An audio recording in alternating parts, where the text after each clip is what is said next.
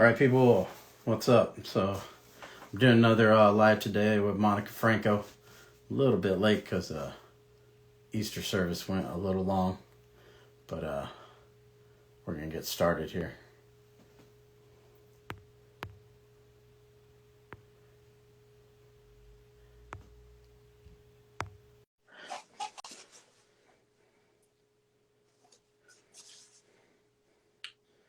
As always, Oop, yeah, I think I turned the camera around. okay.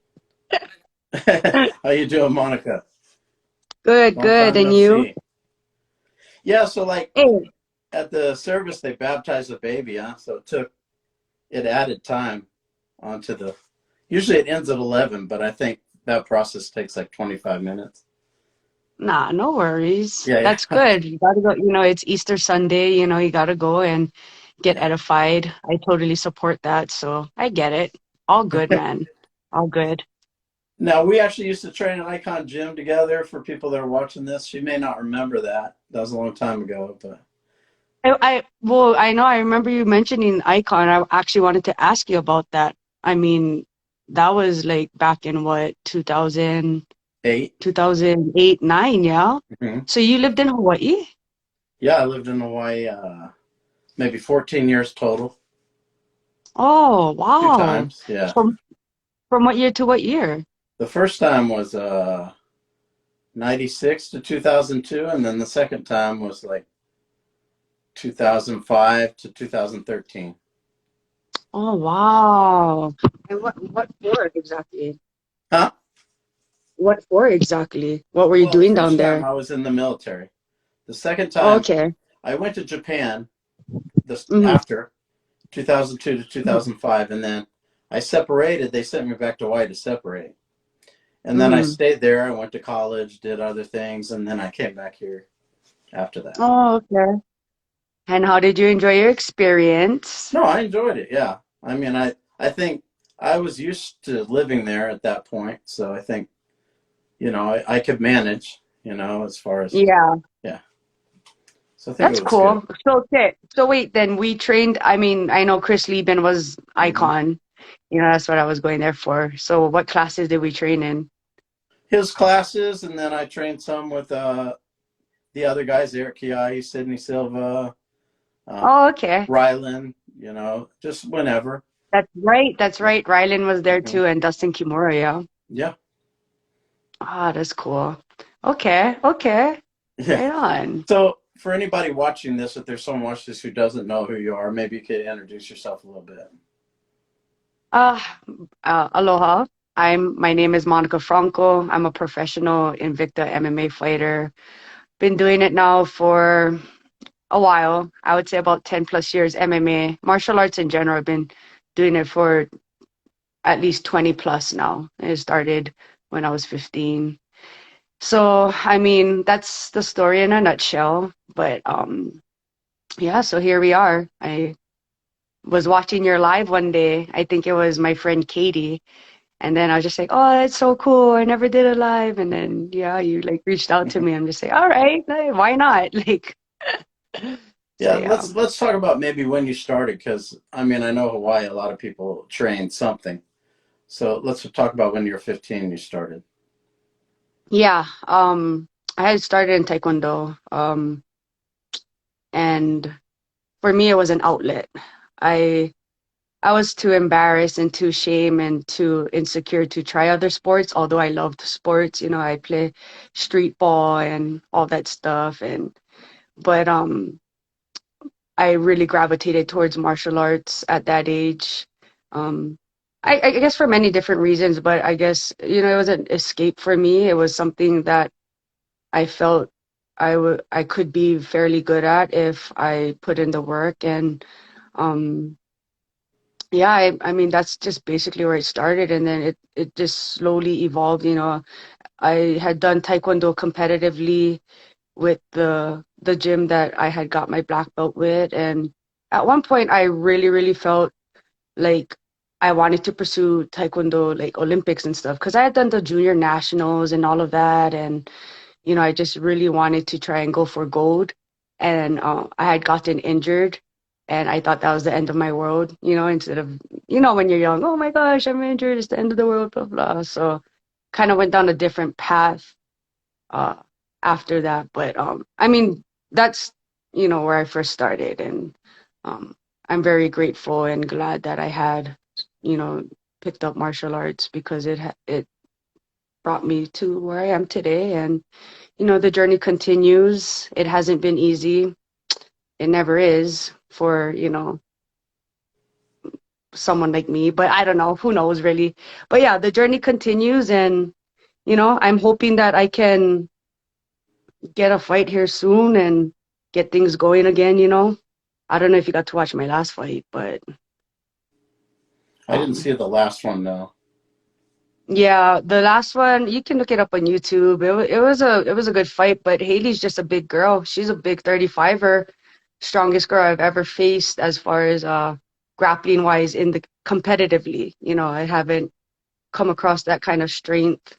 Uh, I don't normally come across extremely strong girls like that. But she was big. She was big. I learned a lot. Uh, and ever since then, just got back to the drawing board and making adjustments and just looking forward to the next one, man. Just, wanted to get out there and showcase what I know I can do.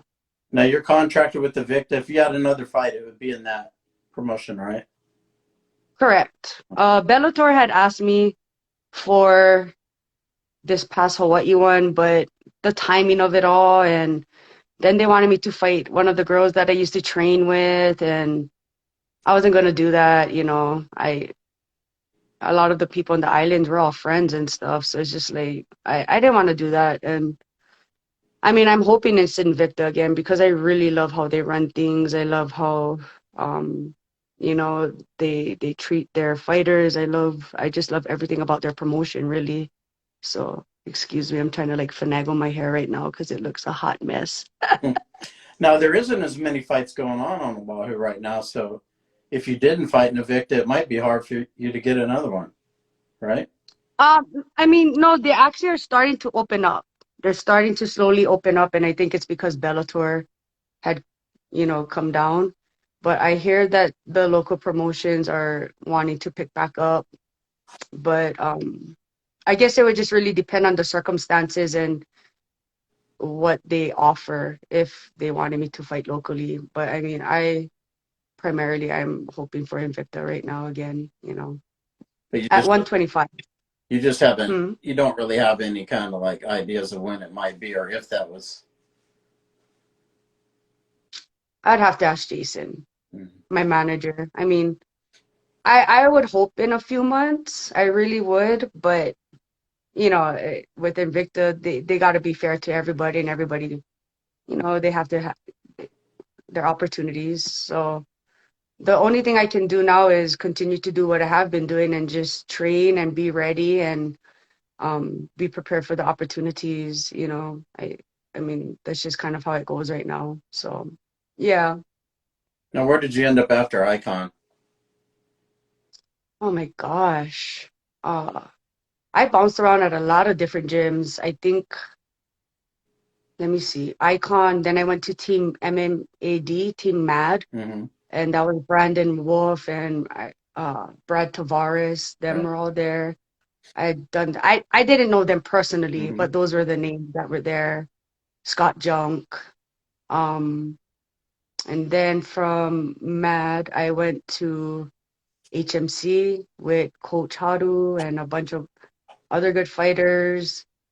Then I went to Jesus is Lord. I trained at a couple of backyard places. I basically bounced around. I've been around. So, um, yeah, I had the opportunity to learn a lot from these different gyms and everything. But right now I'm just with a bunch of my teammates, a lot of skilled teammates at the UFC gym, and we have a few of them on the island. So we just use their gyms and we, hop in and stuff like that Yeah, I and trained at just the train with one them. near Takako. I trained there probably my last Yeah. few years on the island. I trained there, and Oh, okay. because Yeah. I was um, Icon closed, then I went. Paul and O had a gym pretty close by my apartment, but then he moved out to Kapolei, so I just went there because it was close. Oh, And I like training there. I like they had a lot of different classes. They had a lot of good coaches. And I thought like especially like like strength and conditioning stuff they had there was really good. I thought, like some of those. I mean, I think yeah, I don't think it's bad. I just think that a lot of it sometimes can be commercialized because it is the UFC gym. So it kind of has that stigma, right? Like, Mm-hmm. you know, fighters or whatever. But no, if you make the right connections and the right networks, there's there's good coaches there. Yeah. They know what they're doing. But it's like you find some really good talent. Like that's what I did. Just made friends with people who I thought were very skilled, and that's what we're continuing to do. It's just like some of my teammates, like they cross train at different places, and we just gather together, and we just put in work, and I kind of like it. I feel like a little bit of freedom, as opposed to like being at a specific gym and then like having to do exactly what they're doing or whatever. Like I kind of like having that freedom to to to really what is the way, like to excuse me. I just like having that freedom to explore different things, try different things, not stick to a particular style or a certain box of what you have to be. I've been to certain gyms where, as good as they are, I sometimes feel like they put you in a box or they want you to fight this way or that way. I was never like that, and that's the beauty about the UFC gym is, you know, um, you come across different styles. So then you got to bounce ideas off of each other, and then you learn different things, and then you see things differently. So and that's what I like about the UFC gym is like we have that freedom to explore and create different things on our own. Yeah, I thought Yeah. those duck classes and those fight fit classes, those are hard, man. So Yeah. if you did like that once a day or however you wanted to organize it and then do some other training, yeah, you could get Hmm. in good Hmm. shape and you kind of organize the schedule the way you wanted to, no matter Yeah. what your personal schedule was. You could train pretty much, Yeah. a decent Yeah. amount Yeah. regardless. So I thought it was great in that respect, and they do have a lot of good coaches there. I took Jay Penn's class, usually, Yeah. Yeah. Yeah. and then I would wrestle. I would take the wrestling classes. I would do the duck classes and the fight fit ones also. Those were hard, Yeah. And I used to tell guys like, Yeah. man, the conditioning stuff they have over here is real good, even if you're not there for the conditioning stuff they have is pretty hard, the different Yeah. conditioning class they have. So like there were people doing those twice a day, just regular, fitness type people. They were in good Right. shape, Right. man. Right. Yeah. So I mean, they got in good shape, and it was kind of like mindless training. You just showed up and you did what they wanted you to do, and you know, yeah, those people got in killer shape. So I thought it was a really good to go there and like you were saying, there were so many different people that you could train with different Hmm. coaches, and get different inputs. The MMA classes were really good, I thought, and I thought Hmm. it was a good Hmm. place to train actually. I mean, so you were there. Do you remember Coach Haru by any chance? Yeah, Haru yeah, of course, Shimonishi? yeah. Been Japanese guy? around from the Yeah, yeah.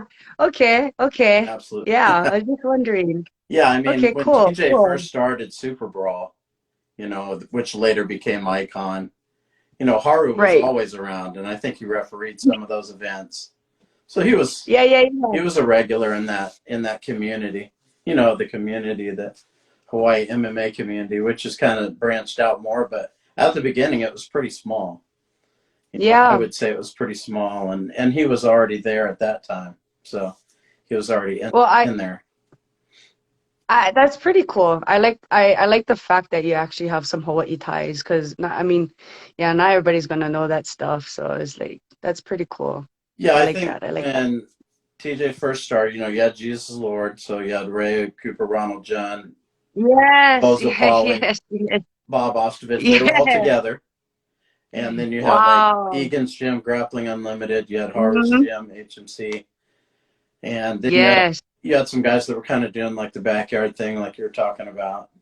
some guys from Yeah. Waianae and whatnot, but that was kind of Yeah. Yeah. the core, so to speak, of guys that were training. So the community wasn't big at all. And then you had Helsing Yeah. Gracie's guys too. So Right. so that was pretty You much know, it.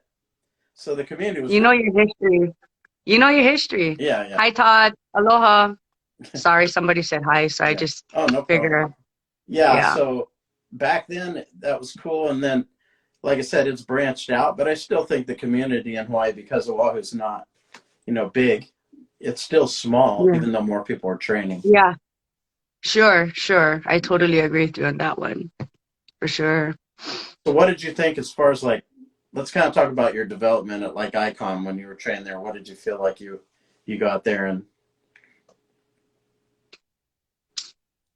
Um, geez, that was a while ago. I don't know, probably just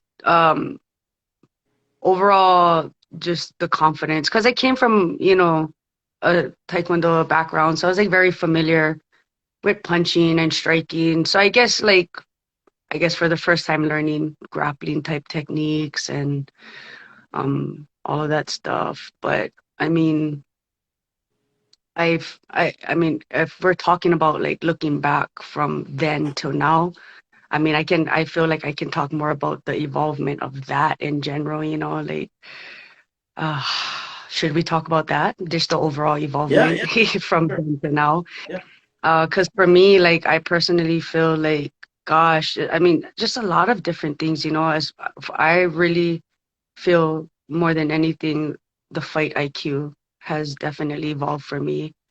In many different ways. I think that as you go through your journey, um, you have to like refine things, and I feel like that that's what I have done. I I'm just kind of drawing a blank right now, to be quite honest with you. But um, I think just overall, I would have to say my fight IQ has definitely developed throughout the years. Different distances, different angles that I'm trying to now work and implement from my last fight, even even as far as like your breathing patterns, your looseness in the cage, because when you go in there and you're like stiff and you don't breathe, that takes away from conditioning. What else did I learn? I learned gosh, I'm trying to think. I am so sorry, Todd. I'm no, really no, trying it's to fine. think. No, you could Like, probably talk about like what I was saying is maybe from the beginning, because you said you were kind of developing. You're probably doing more striking at Icon, right? yeah, yeah, yeah. Yeah, But even if still like icon, like I was, and then I had started, like the jujitsu stuff. But I mean, I don't think I started like learning more about the jujitsu side of, and I'm still learning because that's for me, like that's the hardest part is the jujitsu part, mm-hmm. and I know it's a chess match. I mean, I'm not like uneducated about it, but jujitsu for me is really hard to grasp. It really is, Yep, and it's a challenge. So to like say like how I've evolved in jujitsu, like I sometimes don't want to talk about it because I feel like I don't know enough or whatever, mm-hmm. if that makes sense. But I mean, if we're going to talk about the ground evolvement, like I don't think I honestly started getting better at that part until I was with Jesus's Lord, just the wrestling aspect. Oh, take that back, take that back. I guess I didn't start getting better at the jujitsu part until HMC, when I started like just with my one of Haru's coaches. Her name was Tammy, and I still see her today. But like I had learned a little, not I had learned the basics from her, shrimping, like getting out of mount, protecting my neck, because prior to that I was getting caught a lot in submissions in my amateur fights, with like getting choked out primarily. So I guess I learned a lot of defensive jujitsu technical stuff from HMC. And then when I went to Jesus Lord, I kind of started learning more of the wrestling things and the basics in that. Um, so that's where it really started evolving. Like, cause Icon and Mad and the backyard stuff, it was still very much like I was very much striking mentality. Um, didn't really want to learn too much about, the ground aspect and all of that stuff. And then, yeah, finally, when I went to HMC and Jesus is Lord, that's when I kind of started to change my own mentality about things and embrace the grind of it all. Because I was like very much like, one of those fighters. I don't, I can, I can get away with it. Like, I'll learn this, or I just got to sprawl. I'll just learn how to sprawl. I'll get back up. But then when you go through the fight and you realize that girls just don't want to stay there and strike with you, they're gonna grab you. I had to like come to that realization that okay, I really gotta pay a little bit more attention to to that side of the thing. So yeah, that's where I probably started the basics of the grappling game was with HMC and Jesus is Lord.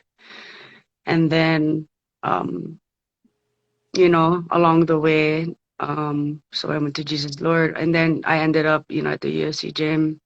And then I actually kind of dabbled with Hawaii Elite too from time to time with Russell Doan them and all that stuff. So, but yeah, I mean, uh, I hope that kind of answers your question in a sense. I don't know, but Yeah, I mean, yeah.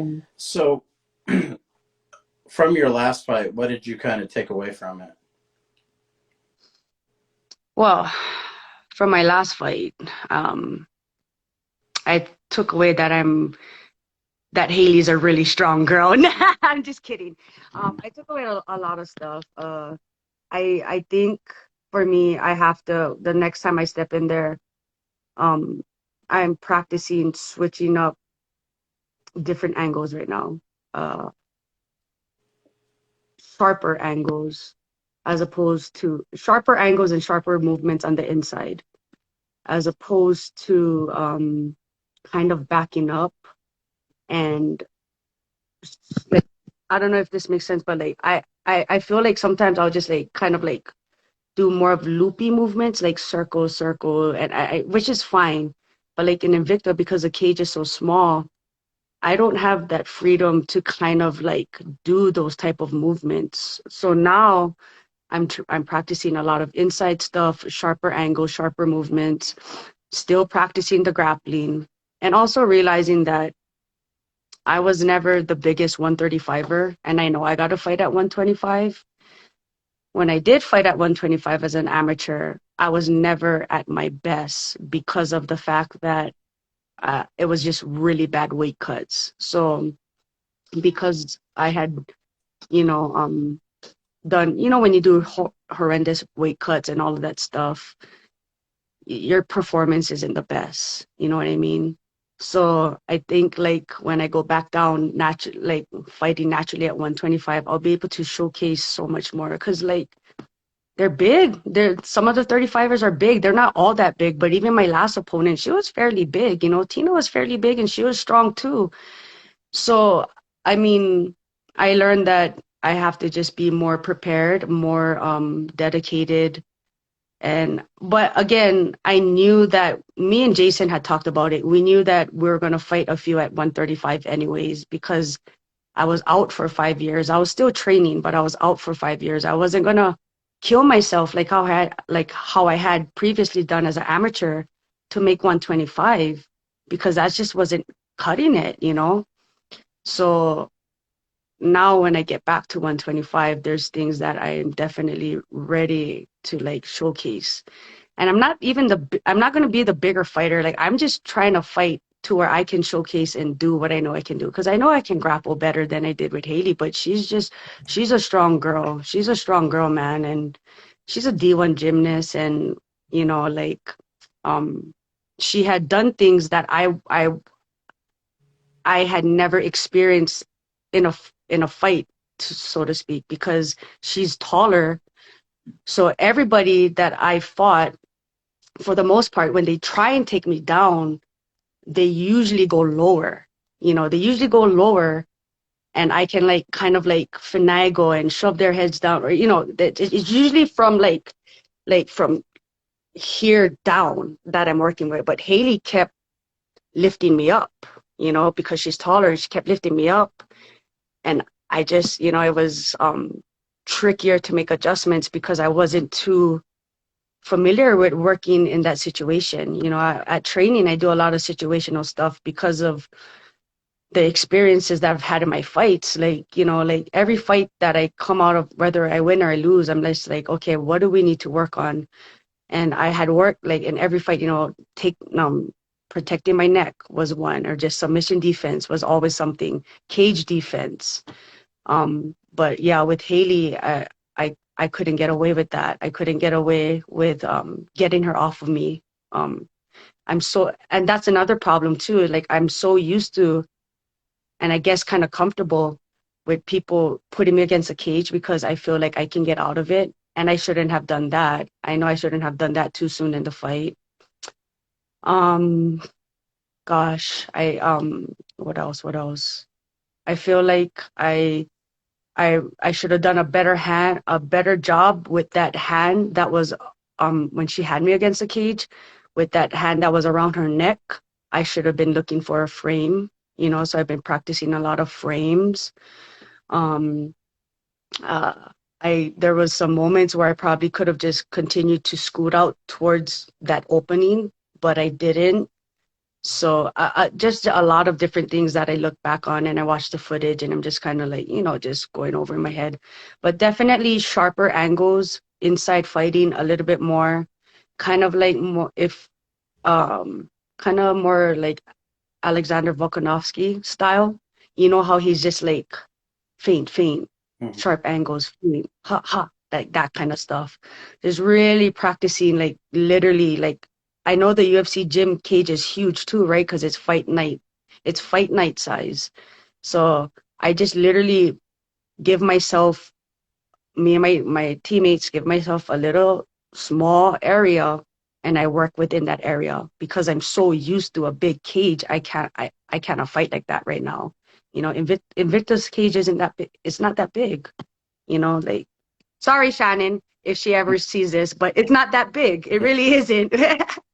But I still love the promotion. Yeah. So because it's not that big, I'm learning sharper movements, sharper angles, working on the inside and all of that stuff. Why were you I hope out that for 5 answers years? your question. Hmm? Why were you out for 5 years? A lot of different things. I was burnt out for one. My pro debut was like the worst um was the worst weight cut I had ever experienced, so much so that when I was trying to rehydrate, I was like throwing up. So I ended up in the hospital until maybe 1 or 2 in the morning getting IV'd because if not, I would have been, just very sick. So being burnt out was definitely one of those things as far as like being burnt out competitively. So I wanted a break. Um, thank God I had won that one, with the spinning back fist. But that was a hard one.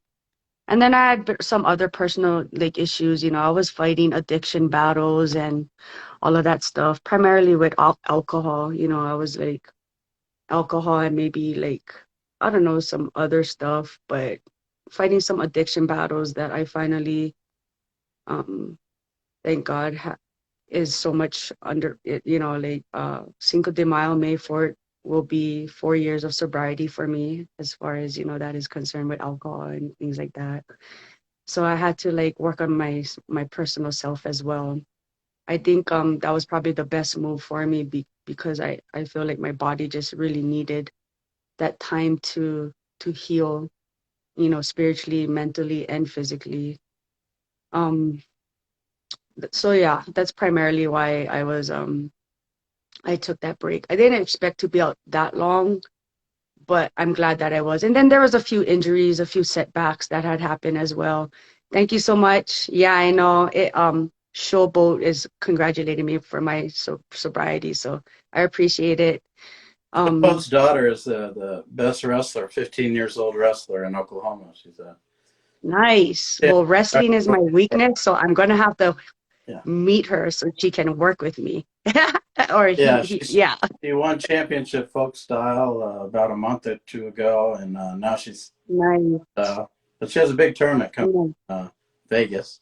I think nice. this month. Yeah, her name's Brissa, and Okay.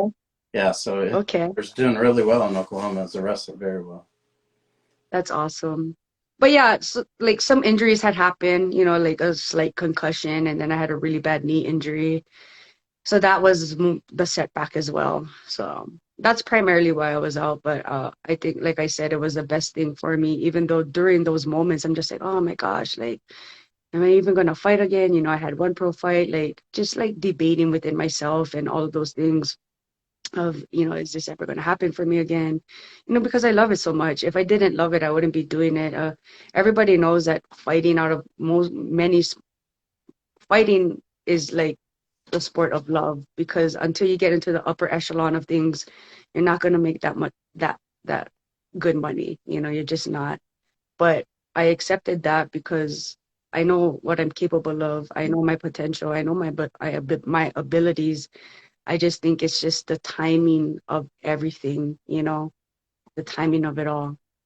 And now I feel that I can make 125 in a healthy manner. I just feel, and I'm excited and I'm ready to, step in there. And again, honestly, not to be the bigger fighter, but because I know I can showcase more and be more competitive. Whether I win or lose, I just personally want to go out there and just show what I got, bring out the best in my opponent, bring out the best in myself. I'm not afraid to do that, but sometimes that doesn't always happen when like you fight against humongous girls, which I've done a lot of my fight career. Like even as an amateur, I started off at 145, they're big. And like I got a few good cracks in, but that's about it because they're big and I was very unfamiliar with grappling, and they got the chokes on me. Then when I was 125, I was fighting girls more my size, but I was so unhealthy because I was killing myself doing it that I could never really fight to my full potential, if that makes sense. So, a whole different variety of things is what, you know, I mean, I don't know where I went with that. I lost my train of thought. But anyways, yes. Why do you think you got caught up with other things when you're off for all that time? Oh, I was battling addictions even before Oh, my 5 years.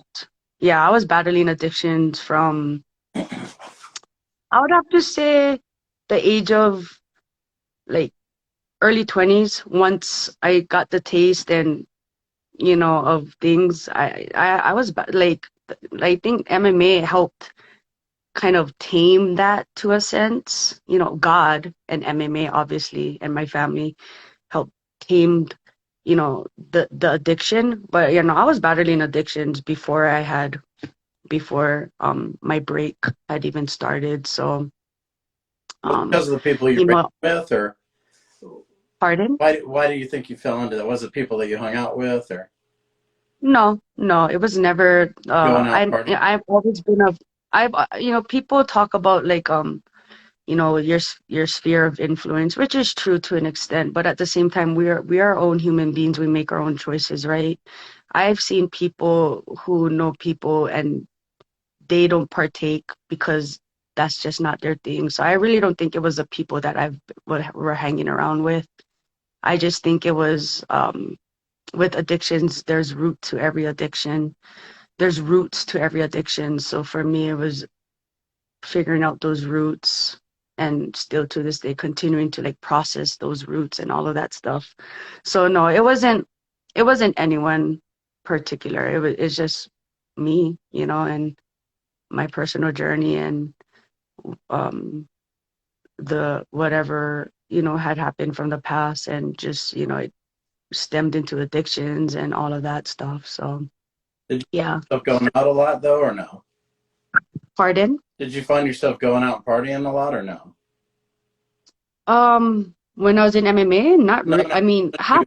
When you kind of started, whatever it was that you were, you know what I mean? Yeah, I mean, yeah, I did, and I mean, you don't realize it because when you're young, you're like, oh yeah, party, party, party, but then, when you're like drinking during, start day drinking and all that stuff, like then it's just like, and still then you don't even realize, like in the beginning phases, and then like I don't know, somewhere along the lines, I came to the realization like, oh my gosh, like. Yeah, I think I might be addicted to some, alcohol and, I had dabbled in some other hard drugs. Not all of the hard drugs was my thing, but like I would say like like some pills and alcohol, the downers and all that stuff was kind of like my go-tos and stuff like that. Some of the uppers that I had dabbled in, like maybe one I could have been heavily addicted to, but the other one, not so much because I just personally didn't like the feeling of staying awake and wired all the time. I was more into that, like that kind of like No. kind of a thing, like the chill, drink, whatever. So yeah, I would say half out with the going out But did you towards when, being out for 5 years? You feel like, well, damn, that's a lot of time.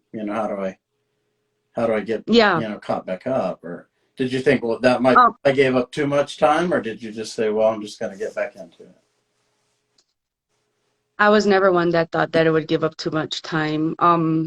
I just loved it too much, and I was still training. Um, I just, I don't know. I loved it too much. And then fortunately, throughout that 5 year drop off, I had met Jason, my manager now. And, he was a huge part as well as, keeping me motivated and, um, really like, understanding my vision and believing in me. And, so he was a huge help with that as well. Cause I guess there were moments where I had questioned it and, is this for me and stuff like that. But like I said, I just always like I came back to it because I loved it so much and I really do love competing competitively and I just always felt like I wanted to show more because I knew that I could. So I guess it was just that internal fire, that kept me motivated more than anything. Even when nobody else, I bet, like, nobody besides my parents and besides Jason and a few other close people along the journey and some really good teammates that I had met at the UFC gym that kept me encouraged. And, if it wasn't for them during those 5 years, then I'm pretty sure it would be a different story. But it was just a combination of the support and my internal belief in myself and the love again that I have for it that kept me moving forward through it. So yeah. Where'd you meet Jason? Is he on Oahu, or did you just meet him through? No, he's in Ohio. I actually met him from a friend, social media, Twitter. Hmm. I had asked him if oh, because I had done. Okay, gosh, no, I don't want to get the story right. So there is a connection there. I had done a podcast for this other podcast. His name was Evil Eddie, and he had saw my pro debut and my spinning back fist knockout. So we would talk story. I had done a few podcasts for him, and then Eddie. I don't know if there's a connection between the two of them, but he had led me to this guy named Steven Rachel or something like that. I don't know if I'm getting his name correct. Then I started speaking with Steven and then talking to Steven about, hey, do you know anybody that might be able to help with management? Because I had come across this other guy who claimed to be a manager and he wasn't really a manager or just like giving me like he wasn't, I don't know, he just was saying all these things, but nothing ever came of it. And Right. um, the manager before him, he was kind of sketch and shady and wanted me to sign this contract. And saying like, oh yeah, now you're gonna like, he wanted to fly me up to Boston and all that stuff. And I was, like, I don't know, it was just like some weird stuff, I just didn't feel right about it. But yeah, Steven had eventually recommended Jason to me. And then, yeah, the rest is history. He's been my manager ever since. So yeah. So, do you think, like, if you don't get another fight to Victor, where would you look as far as? Because I know competing locally, usually you're going to get matched up against somebody you know pretty well. Um, like I know Bellator had reached out to Jason a few times. I know that LFA had reached out to Jason. Yeah, I really don't know, but I I mean I know that Jason would handle it, but people have reached out to him and stuff like that. I'm not too worried about it. I just um I just want to make sure I put in the work, and I know that, when that happens and I get my opportunity to fight at 125, then more opportunities will arise from that. So I'm personally not too sure where else, but I mean, there's promotions that are out there. So yeah. I mean, because like I always tell people, I have a friend, he started a promotion. I think he's in his maybe his third show. So his show's still not necessarily all that. He does them in casinos here in Oklahoma. But he was always, Yeah. he can't keep female fighters on the card because someone else is always taking them away. You know Right. that's Right. how popular it is right now. Like he'll sign someone and they're already off to Right. another one right after that. So that's kind of like how like a hot commodity it is at the moment, at least from what. Is it due is it due to just like bigger promotions picking Yeah, them up from yeah, him? yeah, exactly. Yeah, that's the hard part. It's the really hard part. But I mean, that's what he's saying is it's popular. They want female competitors right now. So he Yeah, yeah, yeah. gets some. Everyone else wants some too. And so right Yeah. now, it seems to be like there's a lot of opportunity on the mainland, at least for that, for fights of all. Yeah. Just from Yeah, for sure. seems that way. Yeah, for sure. No, there are definitely so much more opportunities on the mainland for fighting, especially like if it is like local events, because it's hard. Yeah, people don't. Besides Invicta, who pays for the flights and stuff like that, people it's hard because Hawaii's so expensive to get the plane tickets out. You know what I mean? So, but I don't know. I feel very positive and I mean confident, even in that within that loss with Haiti. Like, I still feel like I'll be able to get on, sooner rather than later. I really do. I feel very like good about that. Could be wrong, but not sure. Who are some of the guys that you're training with at UFC Gym? Like, who are some of your training partners? Some of my training partners, let's see, Dylan Sheldon, Eileen, I don't know her last name off the top of my head. Uh, Gosh, I train a little bit with Russell Doan, like I see him at the Milan UFC gym. I haven't trained with him in a while, but I actually was talking story with him a few weeks ago, inquiring about his help. So I think we're gonna try and link up. A lot of just local, not necessarily professional fighters, but they're very skilled and talented at what they do. Bruno, I don't know his last name. I only know first names for the most part. So You're at Milani, uh, not at the Kakako Gym. yeah, I kind of go both. Oh, my Devin. Do you remember Chinaman from HMC? Yeah, yeah, of course. I don't know. So Devin is one of Chinaman's guys. So I meet up with Devin at the Kakoako one. He's been a huge help after hi Susie. He's been a huge help after this last fight with Haley. So that's me and him have been like drilling just the inside stuff. And then even like talking with Russell, like Russell Doan, like and his IQ and his fight style. I really like it and what he does, and it's very similar to, even what Alexander Volkanovski does. So yeah, there's a lot of good talent to train down there with, regardless of if they're professional fighters or not. I got My friend Susie, who's watching right now, I've trained with her. You know, she just had a smoker event. My friend T, she's another like huge Polynesian girl. She's a phenomenal athlete as well.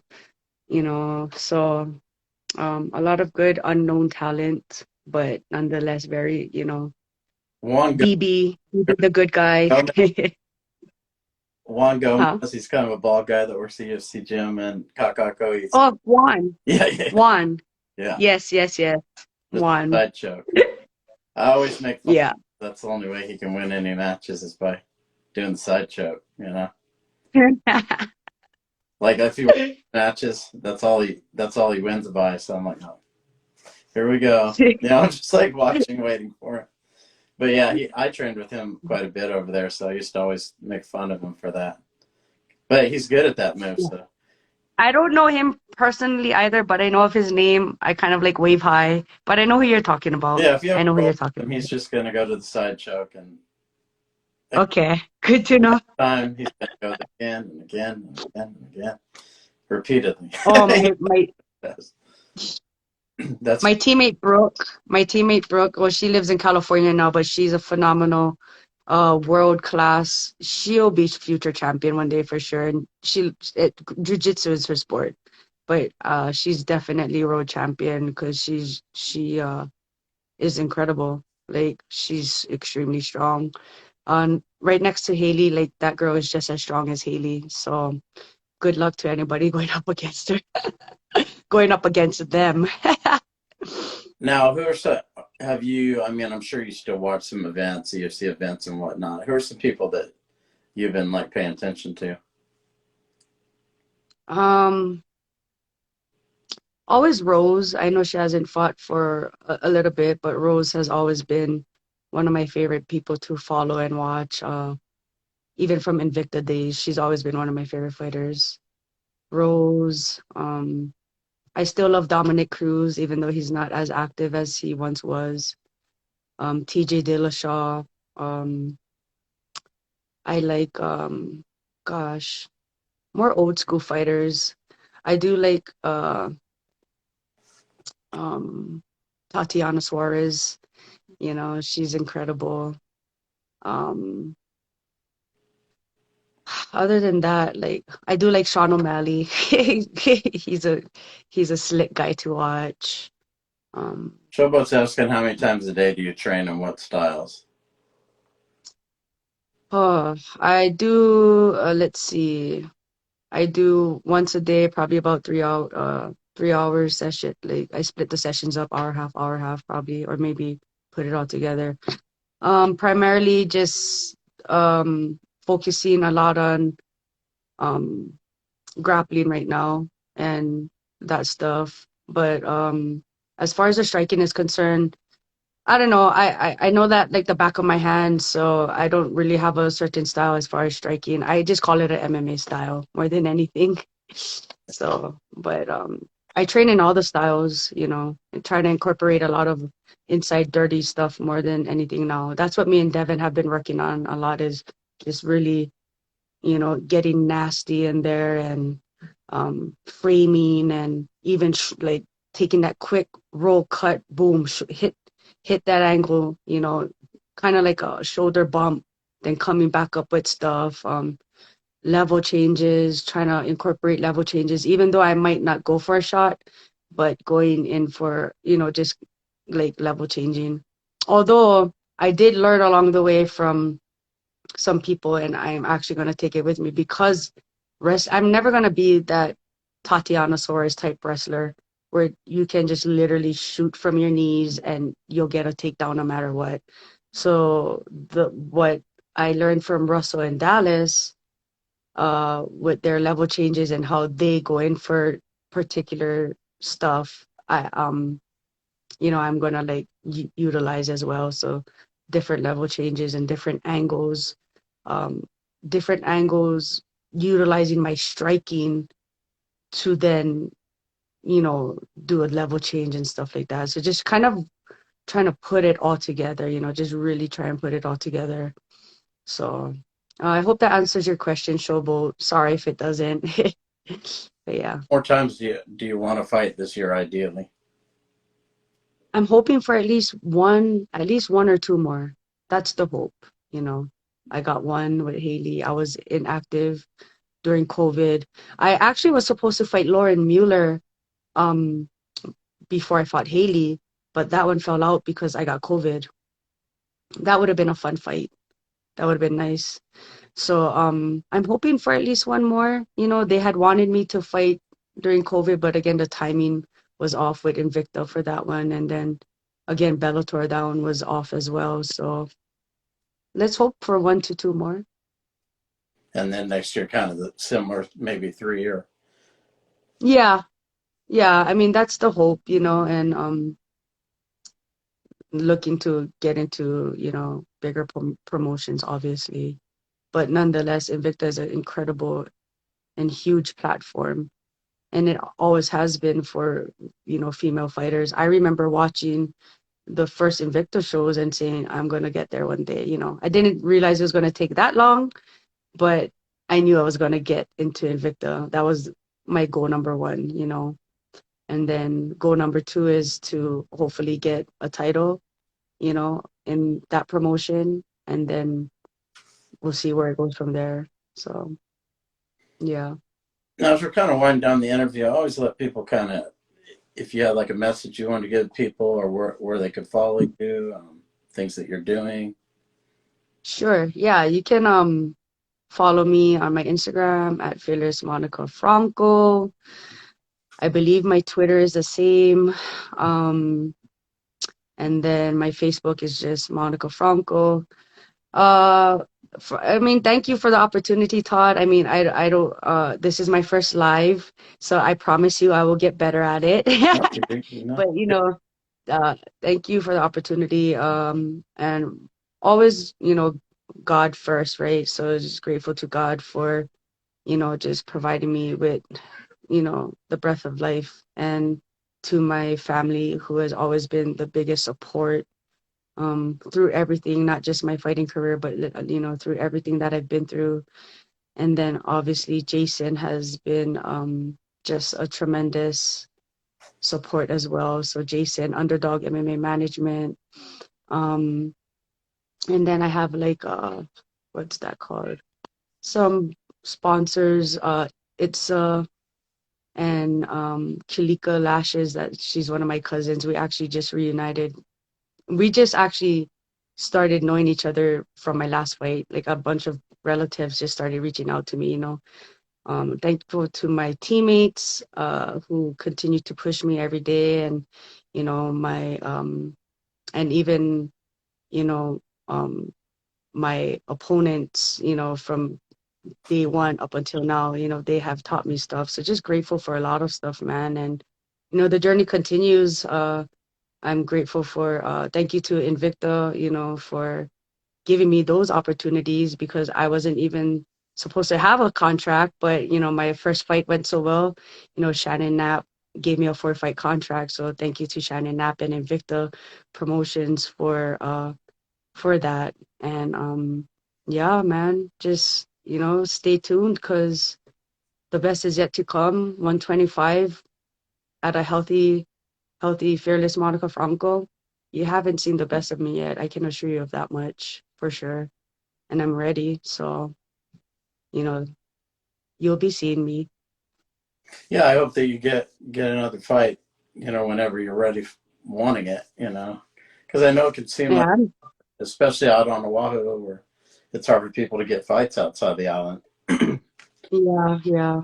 You know, though, as an amateur, I mean, altogether, total amateur and professionally, I have about 14 under my belt, 14 fights, I mean, 14, you can maybe fight other 15 people now. on Oahu, but Yeah. outside of that, it's It's hard. pretty difficult. It's hard though, you know, like, I mean, unless you're talking like, unless it's like for like a championship in a really high promotion, why are you gonna do that to your friends? You know, it's, I don't know. To me, like, I'm not into doing that.